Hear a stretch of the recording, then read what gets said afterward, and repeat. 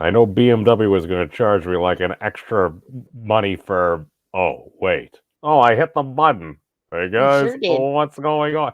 Oh, we were just talking about some cats and how we like Mm. a snuggling. Though I know I should be wary, still I venture someplace scary.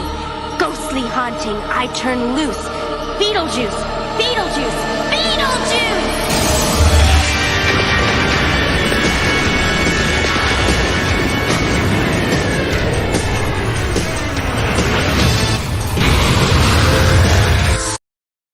Hey guys, what's going on? Vaves here. I'm joined with my co-host for Uniting Multiverse in this moment, Miss Piper, aka Fizzgiggity, aka Confusing on the Internet. Oh, yes. I love how you just winked there. I'm sure it was totally deliberate there, totally deliberate. But one of the reasons why we were talking about snuggling with kitties because I mean, it's not like there's a bunch of furry skates about or anything. All I'm saying is this is Science Week on Memes of Destruction channel. Why do I say this? Because I'm conducting several interviews over the past couple of days with some incredibly smart folks. I seen On that. Tuesday, yes, we had Jonathan Garrod, which was he actually had attended the Wolfram summer school, a summer school that I recently applied for last year. I applied at the last second; they were filled up. But that's the first time I ever wanted to go to summer school there. And the reason why I say this is all I know is he was a gentleman that's like Stephen Wolfram. Basically, Wolfram Research, they're the folks that actually power Siri and personal digital assistants like Alexa and stuff like that. You ever wonder why it's like, well, why don't they just do a Google search? Like, why are the results actually pretty accurate? It's because they use Wolfram Alpha. It's like an Ask Jeeves that actually usually works. It's pretty freaking cool. But he was the guy that's like, Steven, did you want to do like a physics project to like develop a fundamental theory of physics? And he's like, yes. He's like, well, myself and my friend Xerxes here, we're going to help you do it. He's like, okay then. So he started the Wolfram Physics Project about a year or so ago. And they kind of started doing all these things. And they're using these hypergraphs and everything. And basically, all I know is I don't necessarily understand what's going on, but from what I understand, if they can basically derive general relativity and special relativity from those graphs, I'm like, okay, now you have a visual way to start modeling like fundamental physics. Because a lot of times folks hear quantum physics and then their mind just shuts off because like, oh, that's too hard. Oh. I swear they should just call it mini block physics. You know like Legos, how they had like Legos? You had the mega blocks, which were the big ones, and then you had like mini blocks or micro blocks. Micro blocks. That sounds good right there. They're not for eating, unless maybe you're a pudding. I can neither confirm nor deny any of this. Oppan Gangnam Style. Gangnam Style. Oppan Gangnam Style. I was too slow. I was trying to finish. Oh, I'm a terrible dragon. Hold on. Oh. Smoking. You know is what? bad. You know what's funny though about like you were I was trying not to laugh when you were apologizing for being late because right at 5:30 I was in the middle of watching like I fell down a different YouTube rabbit hole.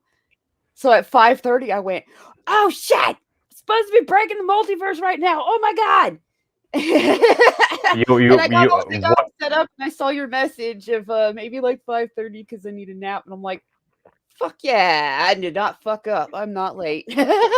Yes. Well, since we're actually live and trying to pay attention to the good folks out there the best we can. Hey, Joe, shout out to my patrons, Joe Franco and Dave M. This broadcast is helped made possible by viewers like you, as well as we have Frost joining us. Welcome, my friend. But, well, this is the thing. It's all I know is just communicating with people on the internet and trying to just arrange something. It's like you got folks spread off across the world. well, we've kind of divided it up into, like, I don't know, like 24-ish different time zones. We kind of have a large area in the Pacific. So maybe it's less than that. But if time is relative, even by our keeping, and in the universe itself, it's starting to look more and more that time really is kind of relative. Where it's happening here, it's like, oh my God, look at that beautiful supernova in the sky that happened 1 billion years ago. It's kind of Right? But for us, some it's like, perspective on things. right meow. When was it again? What? When was it again? Right meow. You've watched Super Troopers, haven't you? Mm-hmm. Mm-hmm. Yeah, like, it just kind of comes out. Like, it comes and goes. well, let's see, Araya. Welcome to the glowing harpy herself. Gotta catch them all.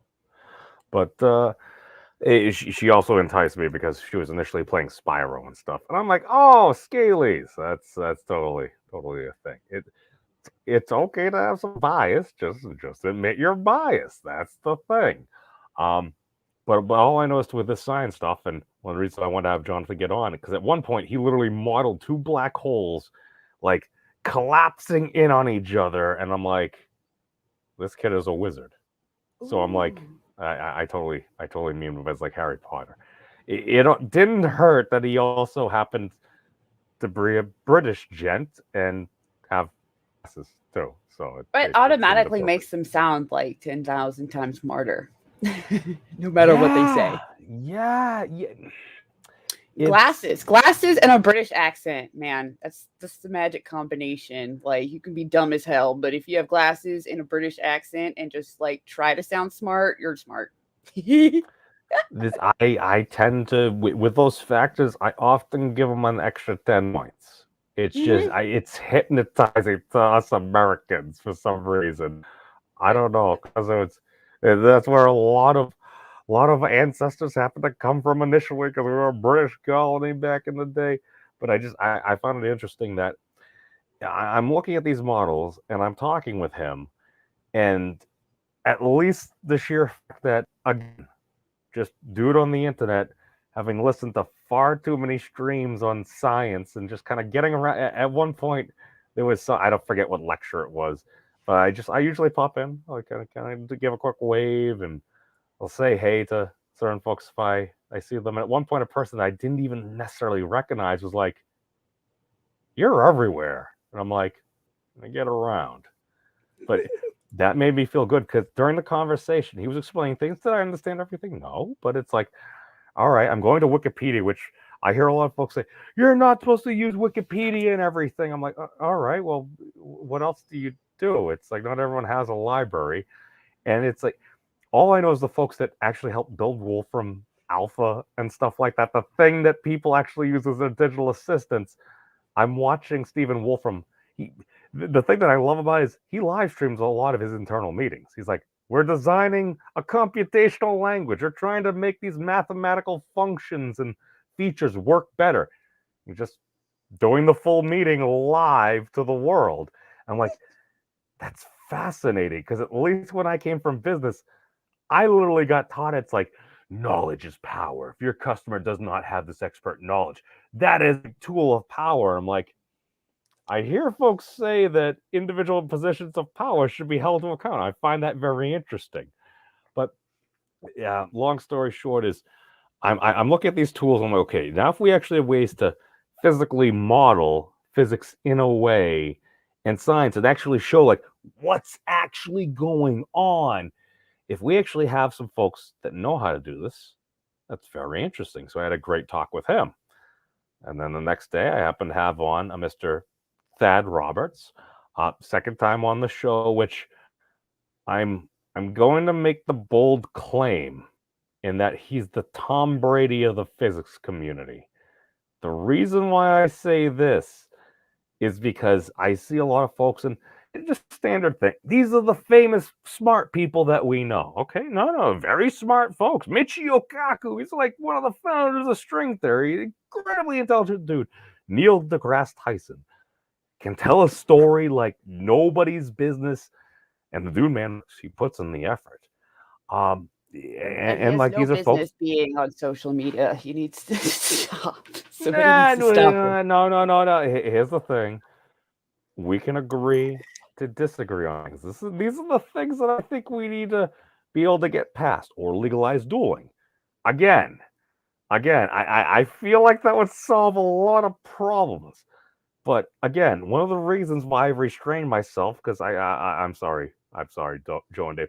I said I was gonna cover that dueling video. I'm trying to avoid doing it because it's one of those things that actually might catch on more and more. It gets multi-partisan support.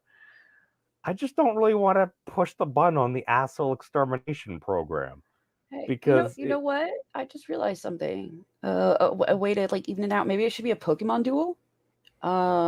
Since politicians are using Pokemon references and stuff in their campaigning anyway, maybe everybody should have like a Pokemon that is their Pokemon, their main.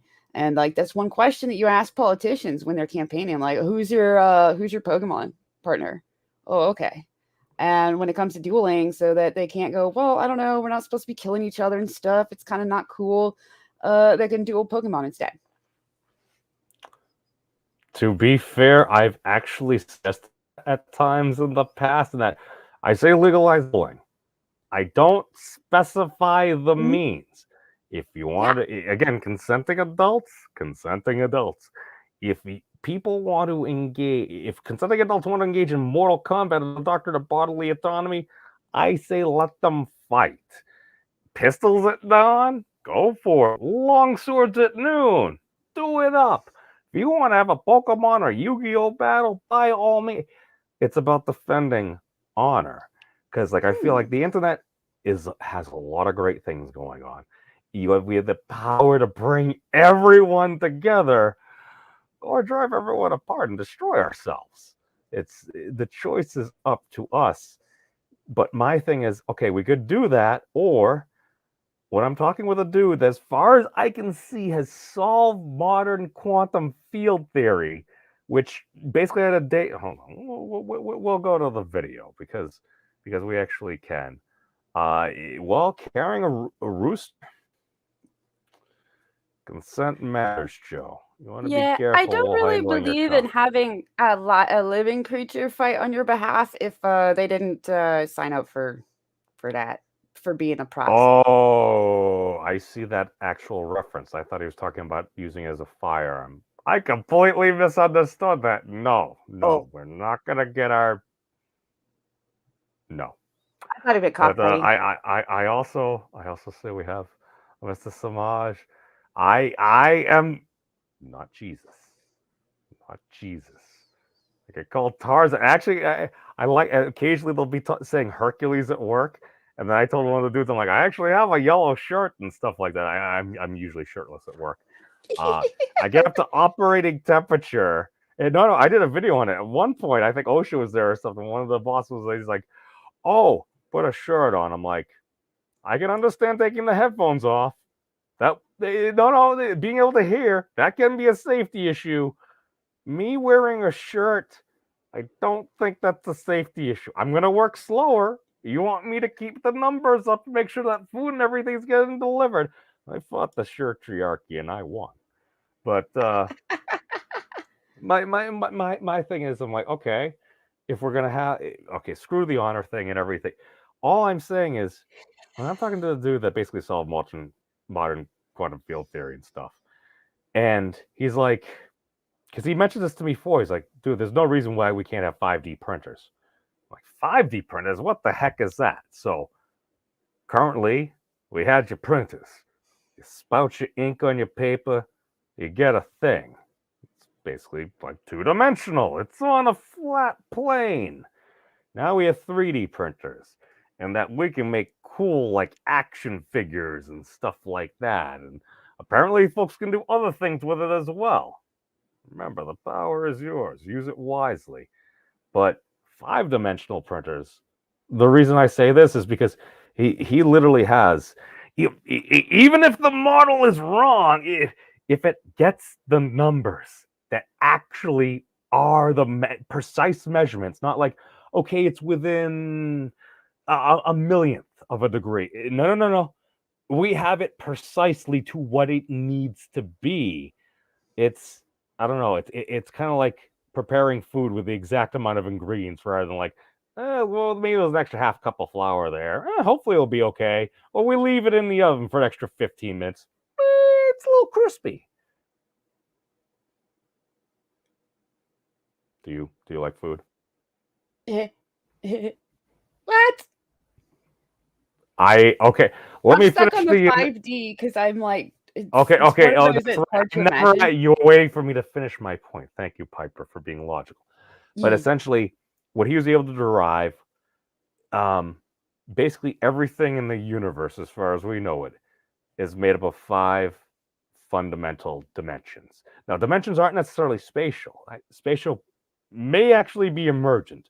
But what I'm saying is you have time, space, mass, charge, and temperature. So 5 of the Planck constants. And what he derived geometrically, which apparently is what I believe Dr. Eric Weinstein was attempting to do, and he's like, it's almost there. It's almost there. I'm like, Thad's work in his new book, I put it in the bureau, 44 literally has the numbers. And the way I came across this, we'll go into the other thingamajigger right here. All right, we hit the thingy there. We hit the thingy there. We bring my beautiful co-host up to entertain the chat for the next 15 seconds. Right, now it sounds like we're talking about like alchemy and creating life from ingredients instead of like the usual way. I mean, to be fair, Piper, I think my friend Jen, who was actually on the episode as well, she's given the best fundamental way for basically basic life to be created from God's universe via photon entanglement. She has a little video on it. I watched it. I'm like, well, this is the best explanation that I've seen so far. So that's all we really got right there. All right. So this is how I kind of came into the mix right here. Go there, bada boom, bada bing. All right, Lex, why don't you explain to the good folks what's going on here? What is the theory of everything? What does the theory of everything seek to accomplish? I get a lot of emails. I'm sure both of you guys do. I've got this theory of the early universe. I need to, or of grand unification. Can you help me prove it? And I'll share, my Nobel Prize proceeds with you. I actually asked that of Adam Rees, and he said, yeah, how do you think I won the Nobel Prize in physics? I did get somebody who sent an email from actually somebody I had never met before. And said, hey, do you know what this conversation online? And somebody had noticed an equation that could close to predict the fine structure constant. The fine structure constant. It's a dimensionless description of the strength of the electromagnetic force. What about experimental validation? Is that a fair standard to hold before a theory of everything that's trying to unify quantum mechanics and gravity? Remind you, this is our Mars rover moment. 10 years, thousands of people years that of was effort, the Muon suddenly G2 results from in last one year. moment being revealed to the collaboration. And lucky for you guys, you get to see that moment because we recorded it. The number we had predicted is right here. Safely right in the experimental average.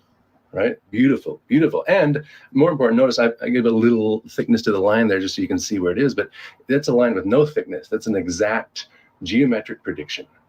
Out to any digit you want. Okay, beautiful. What you see here is the frequency on the clock on the lower number.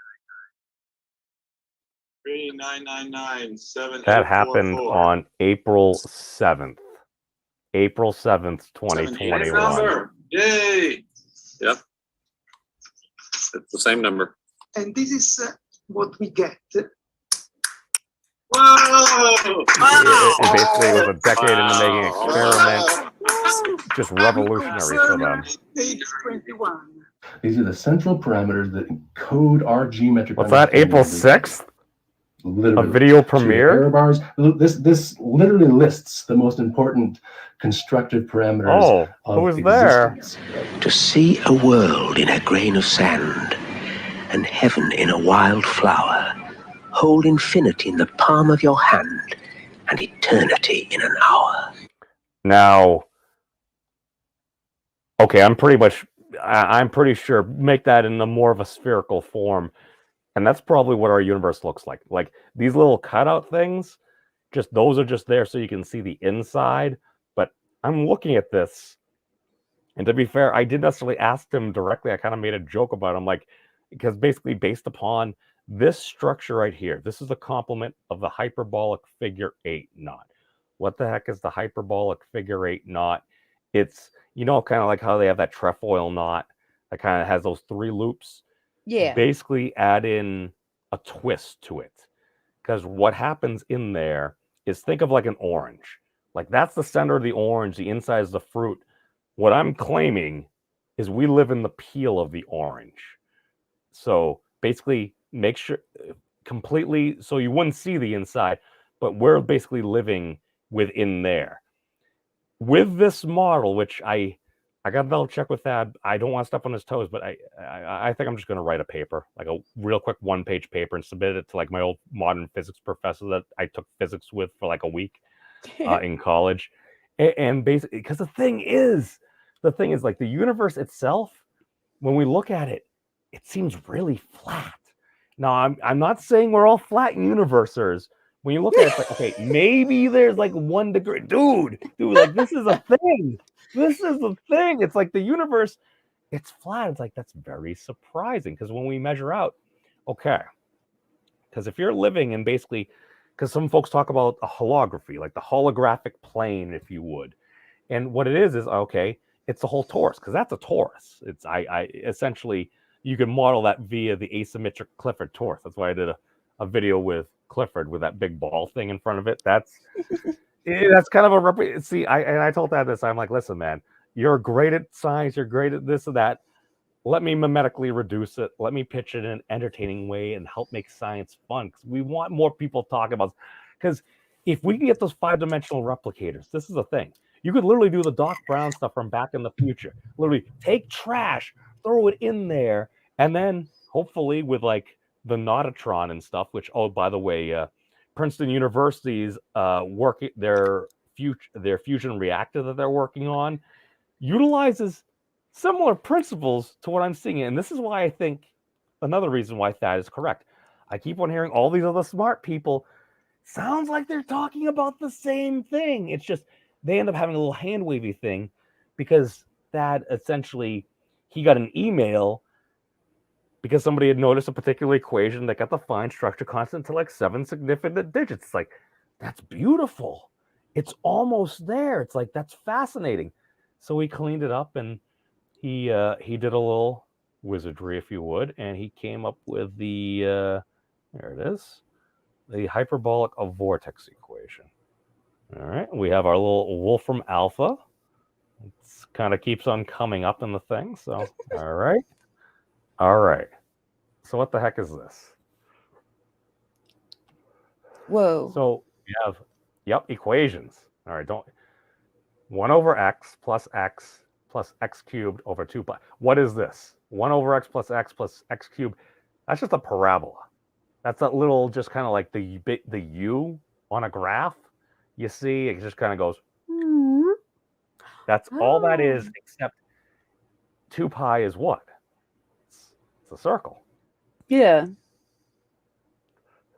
So he has that, and then he balances it. And this is beautiful. I to the I is the square root of -1.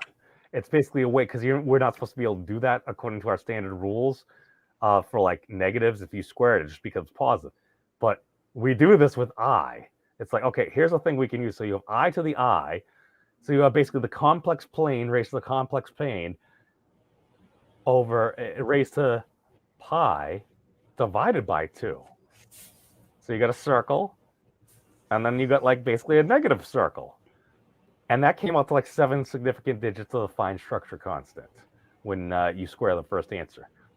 what Thad's idea was, and like the only way he was able to do this was he's like, what would it take for it to actually be the fine structure constant? And he just did minus y, and it spit out this number here, 2.1764 yada yada yada times 10 to the negative 8. If you look that up, that happens to be the Planck mass, the lowest measurable mass that we are able to measure for some reason. It's like, this is fascinating. So when we go down here to the first answer, it actually has 4 solutions plus 2 complex solutions here, which is also very interesting. So we click on this, and then we throw our little brackets here, throw our brackets, and then we raise it to the second power. We square it. We get that number. It's a very interesting number. And the reason why I say this, we'll stop this for a minute. Sorry, terrible human being.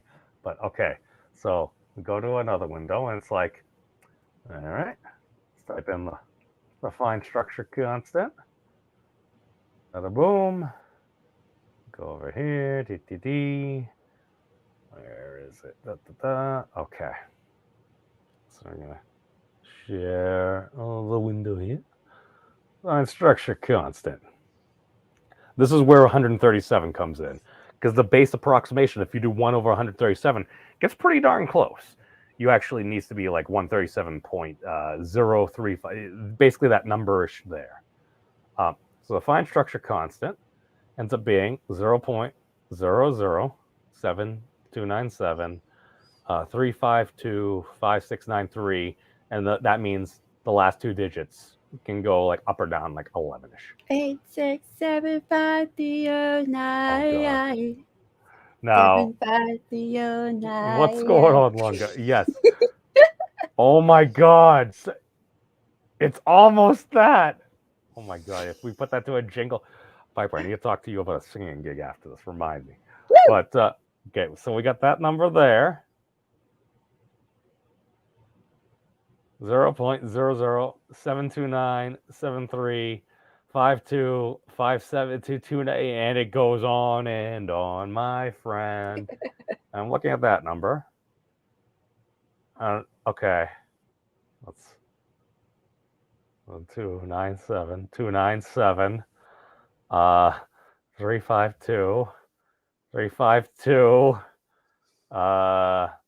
5729 5. Okay, and then that's where you get the error bar going, and it goes 5 6. That's what they're estimating it at. I'm like, that's very interesting. Now again, maybe that's just a complete fluke. But then he kept on analyzing it more and more. And the model that he's come up with is the reason why it is the way it is basically that's the point where it starts to wrap around. Like that's the minimal boundary. Basically, at least, and maybe I'm just conjecturing, maybe this isn't actually what it is, but it's almost like we end up going into a complex plane there. Like it's beyond measurement, because even Professor Richard Feynman, he'd be like, this virtual particles. Like if anyone's ever heard of a Feynman diagram, it's like you can just compute out every single possibility. So it's like, all right, this is happening, this is happening. It's like, so it'd be like, well, this particle, it emits like a photon, and that photon basically loops around and is immediately reabsorbed. I'm like, okay, that could be an explanation, or maybe it's just within the complex plane, maybe it just kind of, it becomes part of, let's say, the force. I don't know. But he keeps on going on, and basically he ends up deriving all the numbers to every significant digit, it appears, within quantum field theory. And hold on, where is it? We'll go back to the other video there. We'll stop that for a second. But basically they keep on going through what's actually happening. And it's like, all right, in order to be a theory of everything, which is technically a bad thing, they say basically a final theory or grand unified theory. It's basically, okay, here's a theory. It can explain how we get the numbers for quantum field physics. I'm like, Okay. Check. And he's got the numbers and everything. He also doesn't happen to be part of the current academic establishment and a lot of the current powers that be. And again, to be fair, you can post hoc create a model that can basically do just about everything. My thing is, when he aired that video, which literally, I swear, like, Piper, it was literally just like, was it Professor Brian Keating? I think that had like something I kind of like cursor over. It's like, oh, look, a theoretical physicist. I like stuff like that. I'm like, I'll follow this guy. All right. I'm going out for a run, and I'm like, all right, let me bring up a podcast while I'm out running. And I was looking for my standard friends that were doing drama so I could push back against their drama to try to balance things out a little bit. And then I noticed this physicist, he had put a tweet. He's like, it's happening. I'm like, source code 7. Oh, let me click on this. So like 12, 15 minutes in, it's like, I'm listening to platonic solids. I'm listening to the podcast. I'm like, if half of what this dude says is true, this is revolutionary. And the very next day, they announced the Muon G2 results. Like the gentleman working on the project said, it was their Mars rover landing. A decade of work, thousands of people, hours or years dedicated to working on this thing. And in that video, as we saw, he nailed it. Because I went back and I heard the results, and I'm like, that's interesting. So I tweet him while I'm at work. I'm like, all right, I'm like, does this help your model? He's like, yes. I get home. I go back and watch the video that had aired the night before because I was mostly listening. I look at his results. I look at their results. And I'm like, dude, man, nailed it before they released the results. Then I really started paying attention. Yeah. Because it's like, all right, you need to have observation actually agree with what's going on. So I'm like, okay, I'm listening. Let's continue onward with how this actually happens. And like because again, like I've listened to, at this point, probably, I see you there, LG. Oh, welcome, my friend. Oh, welcome, my friend. But all I know is I keep on seeing these things lining up. And people, again, they seem to be talking about just about the same thing. And just, what if they're just missing a little bit of piece of information? It's like, you're almost done the puzzle, but there's just a couple of pieces that are missing. And you're not quite sure where they are. Maybe they're under the coffee table. Maybe the dog ate them. Maybe, I don't know, someone's just hiding them on you. And I'm like, just because, like, even that, he's like, dude, I've been trying this for 20 years. He's like, I've been asking all these questions. And then somebody just sent me an email, somebody that I didn't even know that existed, that just happened to follow some of my work. They're like, did you notice this conversation? That was how we derived the hyperbolic vortex equation and basically got the fine structure constant. And then I keep on seeing more and more smart people talking about this. So, Lex, continue with the discussion. How tough is this, do you think, for a theory of everything? It has a kind of logical closure. It's so beautiful and so difficult to imagine changing in a consistent way that it becomes a final theory. The question is, what mathematical tools you need to properly formulate the problem. I mean, you can plug this into your computer, right? Go into Wolfram Alpha, type pi, parentheses. You don't need a magic box when you got a Wolfram Alpha. This in just like you see it, and put an X for anything you don't know how to type. So there are non-trivial knots. I mean, like something like a trefoil knot. Is a trefoil knot a boundary of some very smooth, simple object in? Right. So a trefoil knot will bound a punctured torus in 4 space. So the figure 8 knot hyperbolic volume. Yeah, click on it, and then click on definition. But that's the best you can do for a trefoil knot. It doesn't bound a disk. Geometrically, we're talking about a closed boundary that's toroidal. It's the asymmetric Clifford torus. The internal construction of this balance also extends to set the possible tessellations of all the allowed 17 fundamental values of mass. Where you're going to have a singularity of an algebraic variety in 4 space, and you look at what happens nearby, and the intersection with a small 3-dimensional sphere near the singularity ends up being a knot. mirroring the division structure of the hyperbolic figure 8 knots internal complement volume, which is composed of 6 circles with an inside circle, so 7 circles in its most general decomposition. That construction on the inside, when you look closer, it's got this whole figure 8 twisting in there. And then the investigation begins. Using this knot to bound, as the That's boundary Stephen of this thing in Wolfram. four-dimensional space, there's presumably an algebraic description of the surface there can be an algebraic description of the surface. The turtle's all the way down, guy. What's that website again? WolframAlpha.com. Free. It's like a calculator, but it does way more than He was the guy that invented Wolfram Alpha. I really recommend spending time on it because it's a source in which you can ask questions that you have no idea what the answer is. No idea, but you know how to ask the question.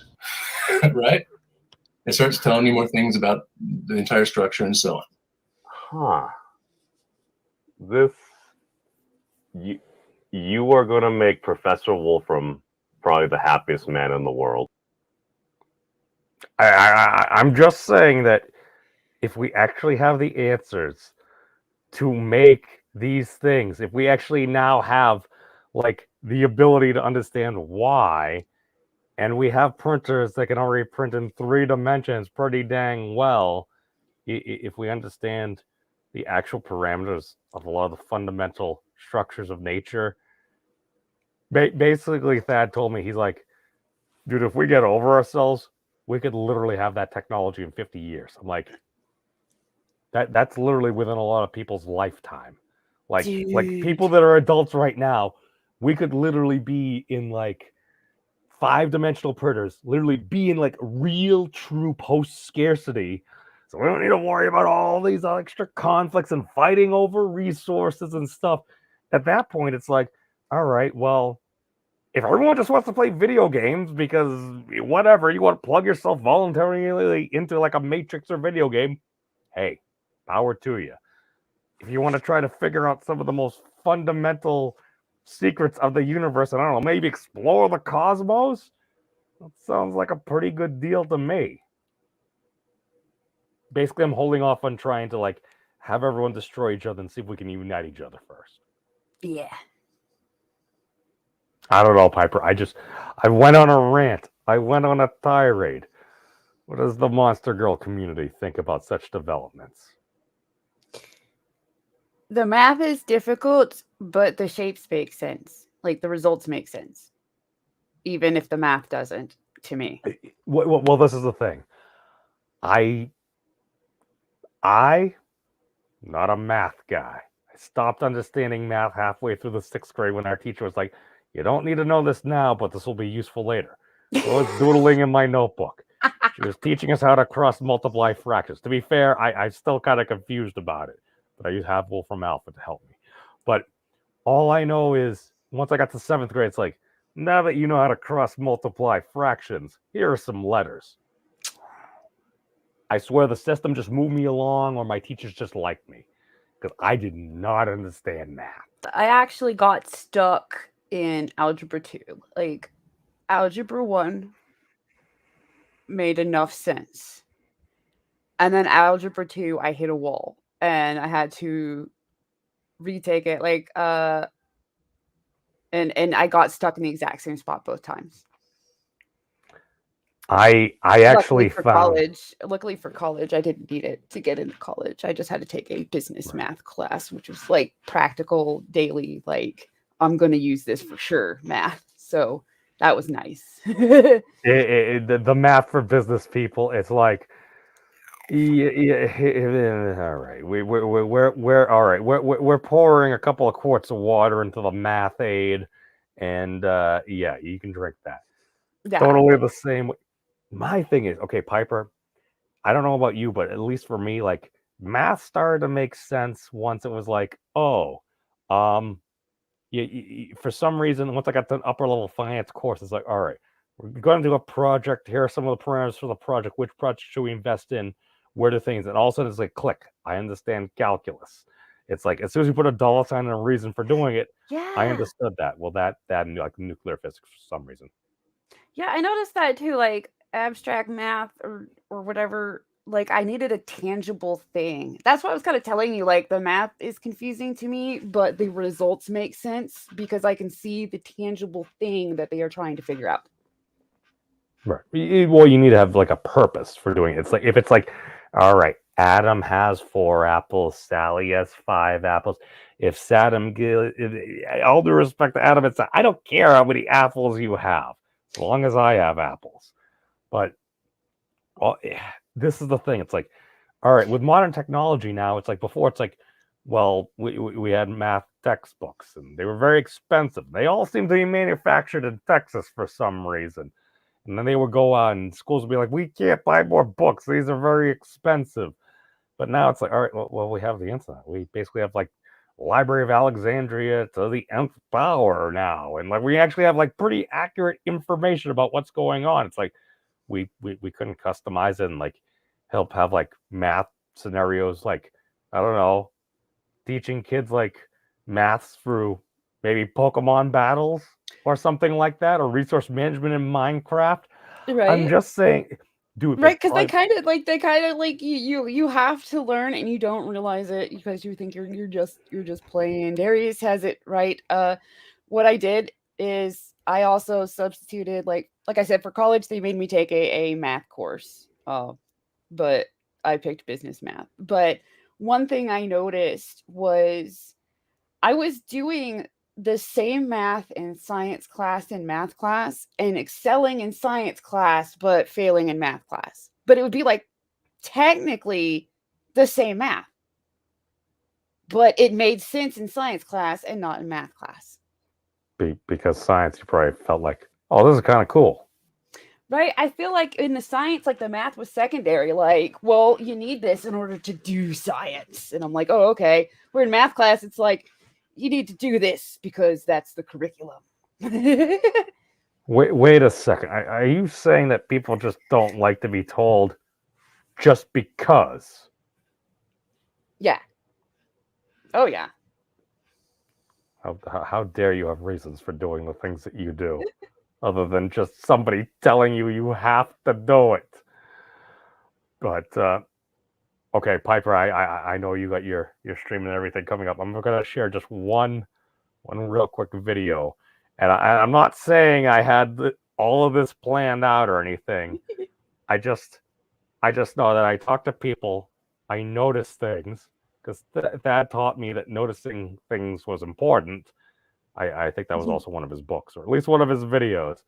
But here's an explanation that I got that I found was absolutely fascinating. This is from Jonathan. He was the gentleman that gave Professor Wolfram kind of the chutzpah to go into his fundamental theory of physics, which will probably actually help a lot of humanity as well, just seeing the interconnections of things. But he's basically talking about how to basically, because there was always a big thing, how to unite general relativity, gravity, as well as quantum mechanics. And he gave a very interesting analogy here. So I'm gonna put this little thingy on the doobly-doo here. All right, there's the tab. Bada boom. This is Jonathan Garrod. Jonathan, take us away. You could imagine something that looks a bit like a soup can. So you've got like a sort of you've got a cylinder, so you've got a bulk gravity theory on the interior of the soup can, and you've got a sort of quantum field theory on the boundary of the soup can. And somehow, just by knowing the quantum field theory on the boundary, you can determine everything about the gravity theory on the interior. And so it's in cases like this where, as you correctly allude to, the notion of whether the universe is really 3-dimensional or really 2-dimensional becomes a little bit subtle, because you could say, well, the sort of gravitational part of the universe, the bulk part, is 3-dimensional, but the quantum field theoretic bit that encodes that bulk theory could itself be 2-dimensional. Everything going on in the 3-dimensional universe could be encoded on a 2-dimensional surface at the cosmic horizon. If we have a proper label on the can, will we be able to tell the soup on the inside? Yes, right, exactly. That's the point, right? That everything there is to know about the soup, you can infer just by knowing the label on the exterior. Yeah, that's the idea. Okay. So basically, if you have the proper label, which is also very interesting, because that's basically how Thad basically unified as quote unquote theory of everything, grand unified theory, whatever you want to call it. Because I actually had a question for him, like, how does actual general relativity work in? And one of his more recent videos was giving a lecture. There was a gentleman there commenting on it. He's like, well, how does this work? And then he had him read.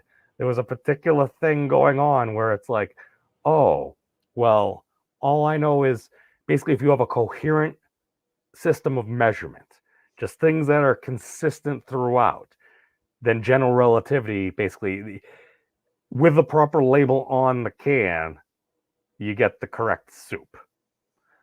And basically what he did was that's why basically everything he has the Planck constants, which is the Planck time, the Planck length, which is space. So you get time, space, the Planck mass, which is mass, the Planck charge, which is basically electromagnetism, and then the Planck temperature, which is temperature. From those five fundamental things, you can essentially generate anything in modern physics. So because everything else, like pressure, that's like temperature and length, and then you have like a force, which could be like mass times like your movement, which is the amount of Planck lengths and everything. So I'm like, okay, he's got a coherent system of measurement. So you just plop in Einstein's general relativity. Boom. The can has a label and it's got your soup in it. I'm just saying, I think I'm getting ahead of myself, but I think I want to pitch that idea of basically, we'll go to the first video, but all I'm saying is what I think is actually going on. I think that explains almost not everything, but as far as the model for physics goes, I'm like, I think this works. I think this is it. I think. Here we go. Boom. I like tomato soup. I like tomatoes as well. Okay. And heaven in a wild flower. So we got. Hold infinity in the palm of your hand. All I know is if this was an orange and we live in this peel of the orange, and assuming that peel doesn't have those cutouts there and it's all connected, we're living in the great universal orange there. All I know is within here, that little naughty thing, there's a twist over. It's a Mobius twist. It actually twists over. So I'm like, okay, if you were to have whatever's flowing through this, so suppose you come out through here, you're going around kind of like a washing machine, and then you come out to a wider open area. So that may help explain the Big Bang. Basically, how everything just kind of came out really fast, and then it kind of slowed down.